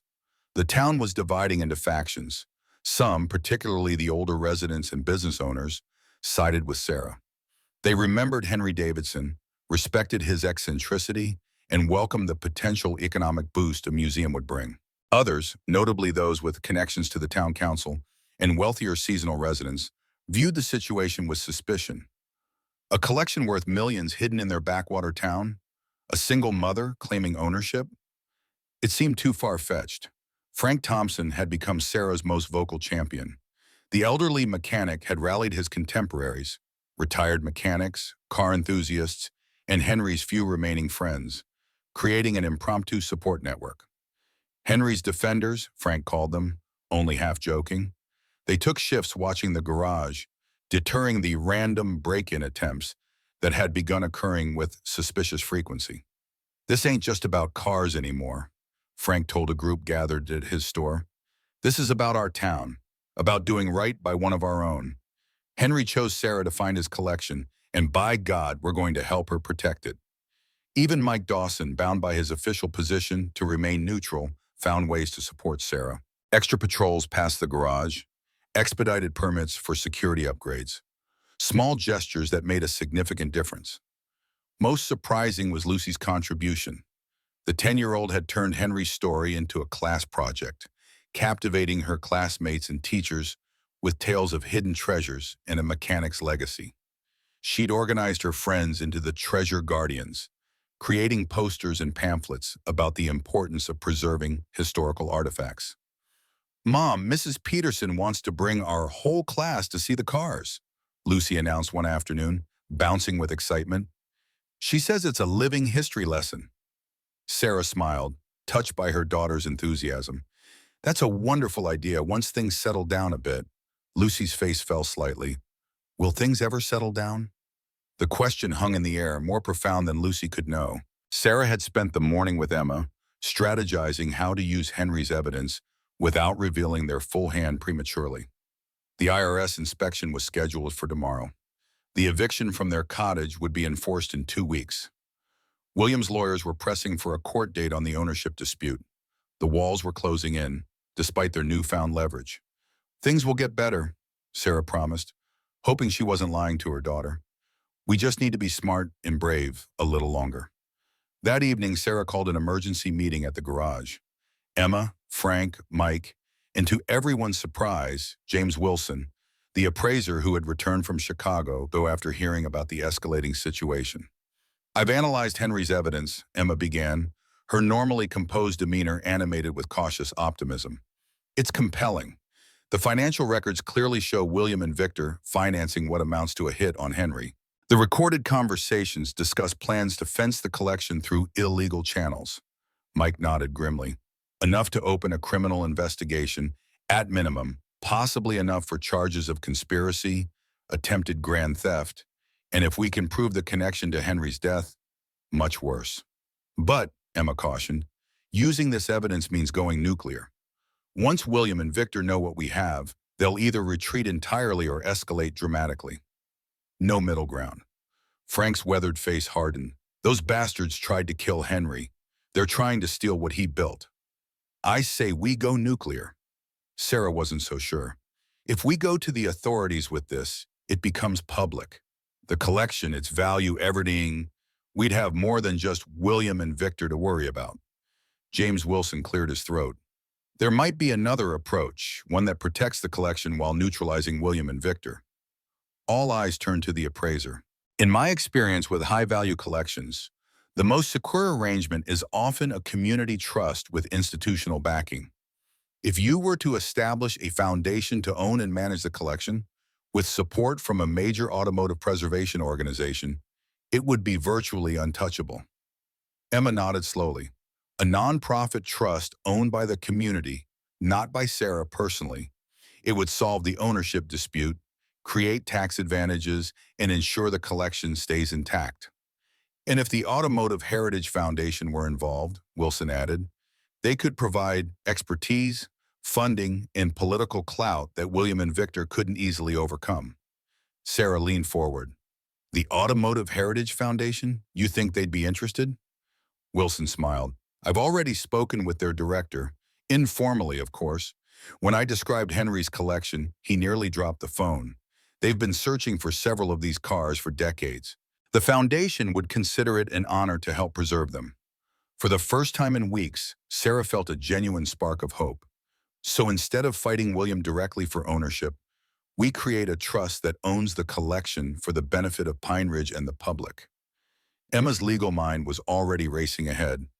We'd need town approval, a board of trustees, bylaws, facility plans, and a name, Lucy piped up from the corner where she'd been quietly drawing. Everyone turned, having forgotten she was there. The Henry Davidson Legacy Museum, she suggested, because it's his legacy, to all of us. Sarah smiled at her daughter, tears prickling her eyes. That's perfect, Lucy. The group spent hours refining the plan, assigning tasks, and preparing for the inevitable pushback. As everyone departed, James Wilson lingered behind. Sarah, there's something else you should know. His expression was troubled. I've been approached by William Davidson. He offered me a substantial sum to provide a lowball appraisal for the court proceedings. When I refused, he suggested certain cars might disappear before any ownership issues were resolved. Sarah's blood ran cold. He's planning to steal them? Wilson nodded grimly. I believe so, particularly the Ferrari and the Bugatti. Together, they represent nearly half the collection's value. If they were to vanish, it would cripple your bargaining position. Why are you telling me this? Wilson looked genuinely offended. Because I'm a professional. These cars are history, art, engineering excellence. I won't be party to their theft or destruction. He handed Sarah a business card. My colleague at the Automotive Heritage Foundation. Call her first thing tomorrow. She's expecting to hear from you. The next morning dawned with renewed purpose. Sarah called the Automotive Heritage Foundation, speaking with Catherine Reynolds, the Director of Preservation. The woman's enthusiasm was palpable even over the phone. Ms. Miller, if what James described is accurate, this may be the most significant automotive find of the decade. We would be honored to partner with your community to preserve Henry Davidson's legacy. Within hours, Catherine had emailed preliminary partnership terms. The foundation would provide security and experts, conservation specialists, and most critically, a $5 million grant to establish proper museum facilities. In exchange, they would have curatorial input and the right to occasionally display select vehicles at major automotive exhibitions. It was more than Sarah had dared hope for. With the foundation's backing, she called Mayor Jenkins, requesting an emergency town council meeting. "This can't wait, Mayor. The future of Pine Ridge might well depend on what we decide in the next 48 hours. The mayor, sensing the gravity in Sarah's voice, agreed. Word spread quickly through Pine Ridge. By the time the meeting convened that evening, the community center was packed beyond capacity, with residents spilling out onto the sidewalk. William Davidson sat in the front row, his expression a carefully composed mask of confidence. Victor Harrington was noticeably absent. Mayor Jenkins called the meeting to order, explaining that Sarah Miller had a proposal regarding the Davidson property and collection. Sarah approached the podium, acutely aware of the stakes. This wasn't just about cars anymore. It was about her town, her daughter's future, and a mechanic's dying wish. "Thank you all for coming. Many of you have heard rumors about what I found beneath the old Davidson garage. It's time for the full truth." She outlined the discovery of Henry's classic car collection, its historical significance, and its estimated value. Gasps rippled through the crowd at the $100 million figure. This collection doesn't just represent money. It represents history, craftsmanship, and one man's passion. Henry Davidson spent decades assembling these cars, preserving them for future generations to appreciate. His vision was always to share them with the world. Sarah took a deep breath. "That's why I'm proposing the establishment of the Henry Davidson Legacy Museum, a nonprofit community trust that would own and manage the collection for the benefit of Pine Ridge and the public. The Automotive Heritage Foundation has offered a $5 million grant to help establish proper facilities, along with their expertise and support." Murmurs of surprise and interest spread through the room. Sarah continued, outlining the potential economic impact: jobs, tourism, related businesses, educational opportunities. This museum wouldn't just preserve Henry's cars. It would help revitalize Pine Ridge. Give us something unique, something that would put our town on the map. William Davidson rose abruptly, his composure slipping. "This is absurd. Ms. Miller has no legal right to make such proposals. These vehicles belong to my family. My legal team has already filed." Mayor Jenkins interrupted. "Mr. Davidson, you'll have your chance to speak. Please allow Ms. Miller to finish." Sarah nodded gratefully and continued. "I understand there are legal questions regarding the collection's ownership. That's why the community trust model makes sense. It removes any individual's claim in favor of the public good." She turned directly to William. "Mr. Davidson, your uncle wanted these cars preserved together, not sold off piece by piece. This proposal honors his wishes while still acknowledging your family connection. The trust's board would include a Davidson family representative." It was a strategic olive branch, one Emma had suggested. "Offer William a seat at the table, a voice but not control." William's face flushed with barely contained rage. "My uncle was a senile old man who hid valuable assets from his rightful heirs. I won't legitimize this theft by participating in your community charade." A murmur of disapproval rippled through the crowd. William had miscalculated, dismissing Henry's mental capacity in front of people who had known and respected him. Frank Thompson stood slowly, his weathered face stern. "I knew Henry Davidson for 50 years, worked alongside him, shared meals with him, helped him find parts for those very cars Ms. Miller is trying to protect. Henry was many things: private, particular, even difficult at times. But senile? Never. He knew exactly what he was doing when he hid those cars, and he knew exactly why." Frank turned to face William directly. "He was hiding them from you, William, because you saw them as nothing but dollar signs. Because you and your partner, Harrington, were willing to do anything to get your hands on them. Even things no nephew should ever do to his uncle." The room fell silent. William's face drained of color. "That's slander. You have no proof of any—" "Actually," Sarah interrupted, "we do." She hadn't planned to reveal Henry's evidence yet, but William's arrogance had forced her hand. She nodded to Emma, who distributed packets of selected documents to each council member. "These materials, provided by Henry Davidson before his death, document a pattern of threats, harassment, in Criminal Conspiracy by William Davidson and Victor Harrington. They include financial records showing payments to Mexican officials investigating Henry's accidental death, recorded conversations planning to fence the collection through black market channels, and photographs showing meetings with known art thieves. William lunged towards Sarah, stopped only by Mike Dawson's quick intervention. "You're finished in this town," William hissed, struggling against Mike's firm grip. "When my lawyers are done with you—" "Your lawyers might be busy with other matters," Mike replied calmly, "like your potential indictment for conspiracy, attempted grand theft, and possibly accessory to murder. I've already forwarded these materials to the state attorney's office." The meeting dissolved into chaos. William was escorted out, still shouting threats. The council members huddled together, examining the evidence with shocked expressions. Residents argued passionately about the museum proposal, its implications for Pine Ridge, and the stunning allegations against William Davidson. Mayor Jenkins finally restored order, his face grave. "In light of these extraordinary circumstances, the council will need time to review Ms. Miller's proposal and the concerning materials she's provided. We'll reconvene tomorrow evening for a vote." The next 24 hours passed in a blur of activity. Sarah spent the morning with the IRS inspectors, who were visibly overwhelmed by the collection's scope and value. Emma had prepared them well, emphasizing that the proposed community trust would address any tax implications.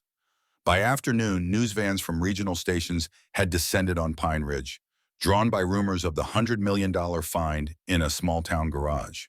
Sarah declined all interviews, focusing instead on securing the collection. James Wilson had warned her that with William cornered, the risk of theft had increased dramatically. Frank and his Henry's defenders maintained a constant presence at the garage, supplemented by private security hired by the Automotive Heritage Foundation. Lucy and her friends distributed handmade "Save Our Treasure" flyers throughout town, rallying support for the museum proposal. That evening, the community center was even more crowded than before. National news crews jostled for position outside. William Davidson was conspicuously absent, as was Victor Harrington. Their absence spoke volumes. Mayor Jenkins called the meeting to order promptly at 7. After reviewing Ms. Miller's proposal and consulting with legal counsel regarding the evidence presented yesterday, the council is prepared to vote on the establishment of the Henry Davidson Legacy Museum as a community trust. One by one, council members voiced their opinions. Most supported the proposal, citing economic benefits, historical significance, and the compelling evidence against William. A few expressed concerns about insurance costs, security risks, and potential legal entanglements. The final vote was 7-2 in favor. The room erupted in cheers. Sarah felt tears streaming down her face as Lucy threw her arms around her waist. Frank Thompson was openly weeping, while Emma allowed herself a rare, genuine smile. Even Mike Dawson's stoic expression had softened into something approaching joy. Mayor Jenkins raised his hands for quiet. The council's approval is just the first step. There will be legal challenges, practical obstacles, and many details to resolve. But tonight, Pine Ridge has chosen to embrace Henry Davidson's vision and legacy. He turned to Sarah. "Ms. Miller, as the finder of this remarkable collection and the driving force behind this proposal, would you like to say a few words?" Sarah approached the podium, overwhelmed by the moment. The room fell silent, waiting. "Thank you, Mayor Jenkins, and thank you, Pine Ridge, for believing in this vision. When I bought that old garage, I was just looking for a place to work, a way to provide for my daughter. I never imagined finding a treasure, let alone becoming its guardian." She looked around the room at faces that had become allies and friends over these challenging weeks. "This museum won't just be about beautiful cars. It will be about craftsmanship, passion, and perseverance. It will be about a man who saw beauty worth preserving, even when others saw only profit. And it will be about a community that came together to honor that vision." Sarah smiled through her tears. Henry Davidson believed that whoever found his collection would understand its true value. Not its price tag, but its heart. He trusted that person, me, to do the right thing. "With your help, I will." The applause was deafening.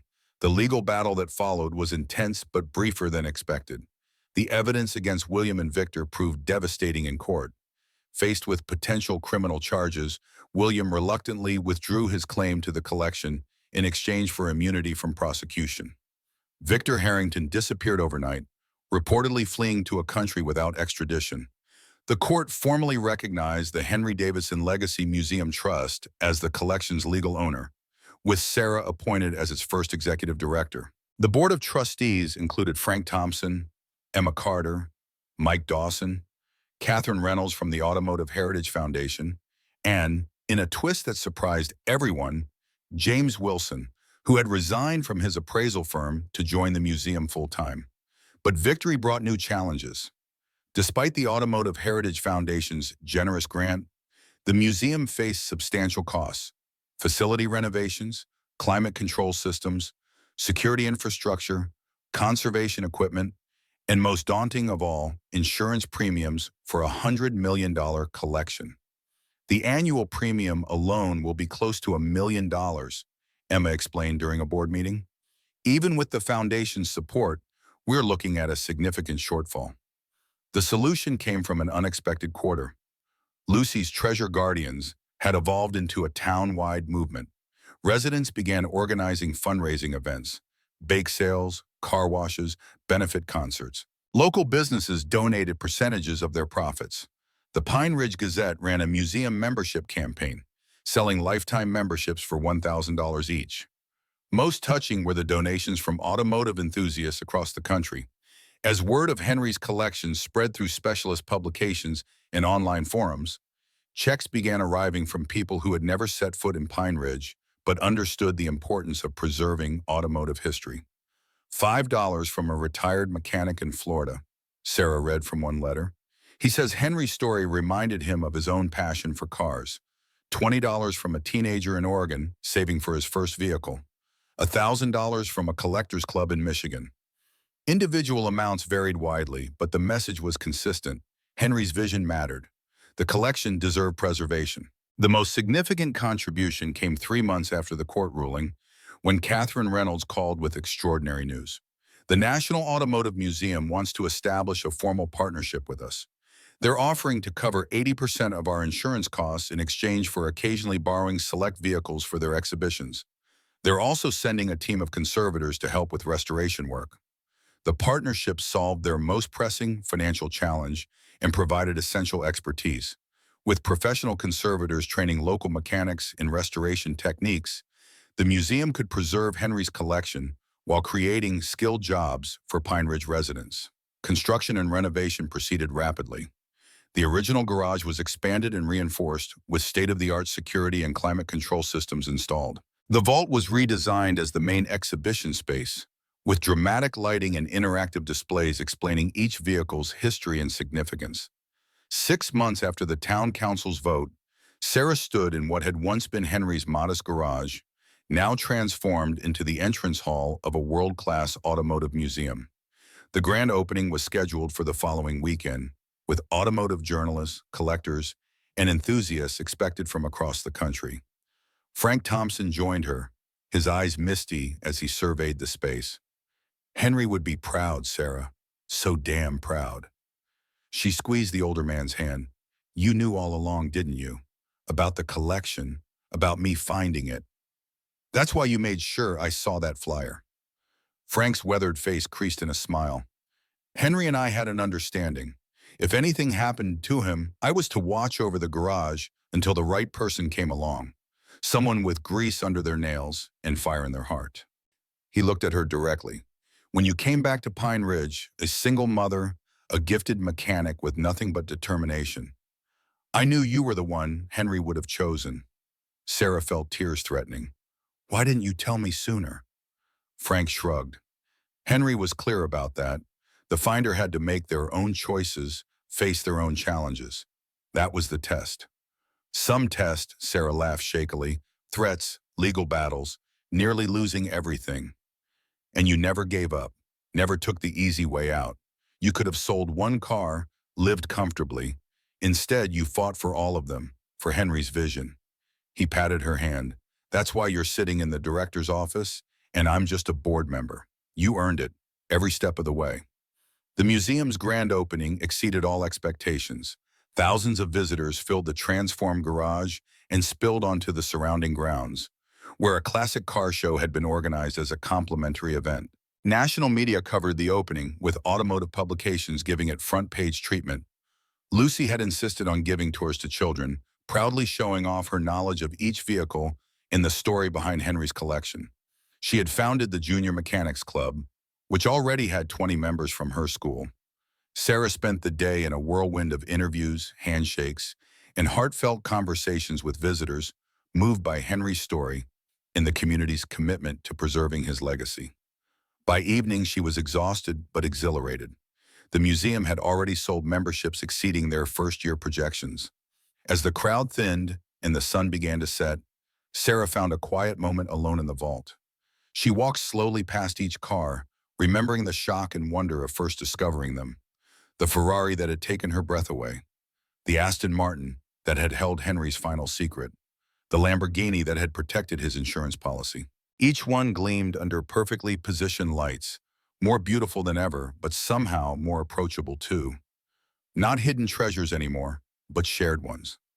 She stopped at the center of the room where a bronze plaque had been installed, the Henry Davidson Legacy Collection. Some things are worth preserving, not for their price, but for their soul.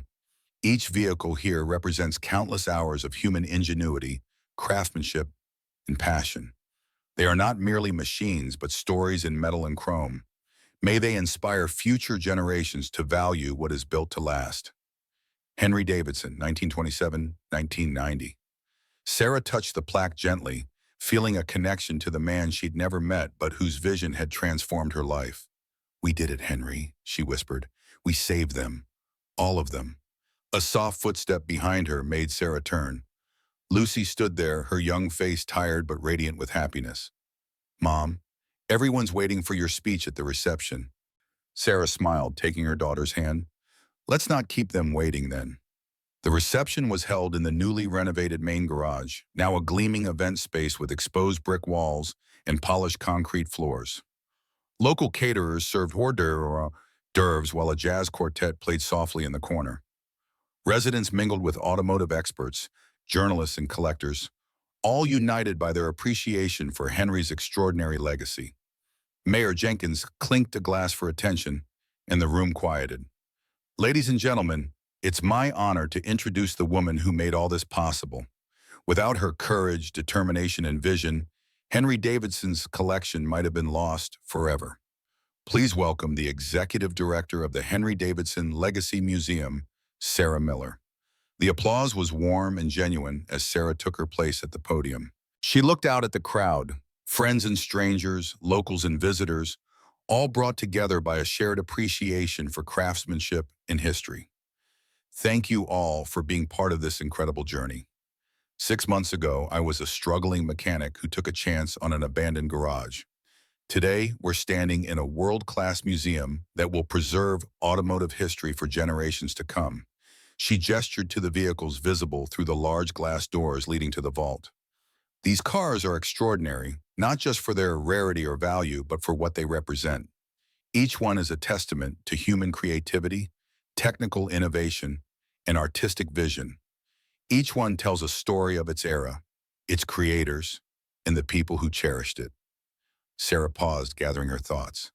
"But the most important story here isn't about the cars. It's about Henry Davidson, a man who saw beauty worth preserving when others saw only profit. It's about a community that came together to protect a legacy when it would have been easier to let it slip away. And it's about second chances for these cars, for this town, and for me." She looked at Lucy, standing proudly beside Frank Thompson, and felt a surge of gratitude for the unlikely path that had brought them here.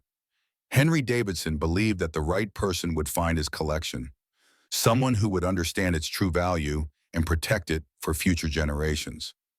"I'm honored that person turned out to be me, but the real achievement belongs to all of us. Everyone who volunteered, donated, advocated, and believed that Pine Ridge could be home to something extraordinary." She raised her glass in a toast.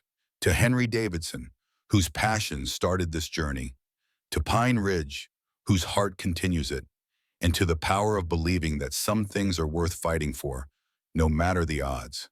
The crowd echoed her toast, glasses raised toward the gleaming cars in the vault beyond. Sarah caught Frank's eye across the room, saw the approval and pride in his weathered face. By it to him, Lucy was practically bouncing with excitement, already planning her next Junior Mechanics Club meeting. 6 months later, Sarah and Lucy moved into a comfortable apartment above the museum's new educational wing. Their days had found a rhythm, Sarah managing the museum's growing operations, Lucy dividing her time between school and her increasingly popular Junior Mechanics Club. Pine Ridge was transforming around them. The museum had created 35 jobs directly and sparked a revival of the town center. A cafe had opened across the street, followed by a boutique hotel catering to automotive tourists. 2 new restaurants, a bookstore, and an art gallery followed. Houses that had stood empty for years were being purchased and renovated. The Henry Davidson Legacy Museum had exceeded all expectations, drawing visitors from across the country and even internationally. Automotive clubs made it a destination for rallies and events. Schools arranged field trips combining history, engineering, and art appreciation. Restoration workshops taught traditional craftsmanship to a new generation. On the anniversary of the museum's opening, Sarah walked through Pine Ridge's revitalized Main Street, hardly recognizing the once dying town. Shops were open, sidewalks bustling, a sense of purpose and possibility hanging in the air. At the museum, a special exhibition was opening, Henry's Journey, the man behind the collection. It featured photographs, tools, and personal items donated by community members who had known Henry, painting a portrait of the reclusive mechanic whose passion had ultimately saved the town he loved. As Sarah prepared to welcome the first visitors, Frank Thompson joined her at the entrance, leaning on a cane but still sharp-eyed and vital. "You've done good, Sarah, better than Henry ever dreamed." She smiled at the old mechanic who had become like family. "We did good, Frank, all of us." He nodded, looking out at the transformed town and the steady stream of visitors approaching the museum. "You know, Henry used to say something about old cars that I think applies to people too. He said, sometimes the most valuable things are the ones that need a little restoration, the ones someone gave up on too soon." Sarah thought about the abandoned garage, the struggling town, her own life as a single mother fighting to stay afloat. All restored, all given a second chance. "He was right about that," she said softly. "Some things are worth saving." As the doors opened and visitors streamed in, Sarah welcomed them to the museum that had once been an impossible dream. In the vault beyond, 34 classic automobiles gleamed under perfect lighting, not hidden treasures anymore, but shared ones. Each car telling a story of craftsmanship, passion, and the belief that beauty deserves preservation.